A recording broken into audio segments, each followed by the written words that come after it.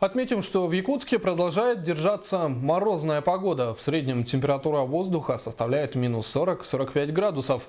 Тем не менее, это не самая холодная точка в Якутии. В Аймиконии уже минус 50. Когда ожидается потепление в районе полюса холода, расскажет наш корреспондент Светлана Поцелуева. Средняя температура второй декады декабря в этом году минус 50 градусов. Об этом нам рассказали нерские метеорологи.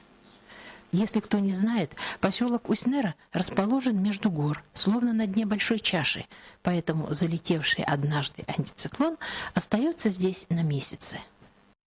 Каждую зиму в это время над нами устанавливается обширный антициклон, который занимает данные позиции, опять же, как повторюсь, каждый год. Он вызывает такие отрицательные температуры холодные. Вообще за декабрь месяц, ну и за этот год, не считая той зимы, у нас было вот за декабрь месяц 9 оксидированных дней. А по поводу потепления на ближайшее время, пока мы потепления никакого не ожидаем, в ближайшие 3-4 дня будет такой же холод, может даже похолодать до 58. В дни отмены занятий, а младшие школьники не учатся от минус 52 градусов, в школах становится намного тише. В кабинетах начальных классов только занятые своим делом педагоги.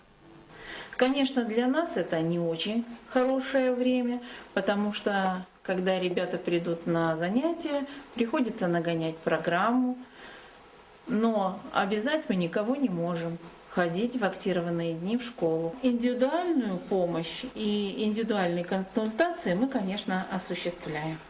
Сегодня температура воздуха в Уснере опустилась до минус 56 градусов. Занятия в школах отменены, почти безлюдные улицы плохо просматриваются в густом тумане.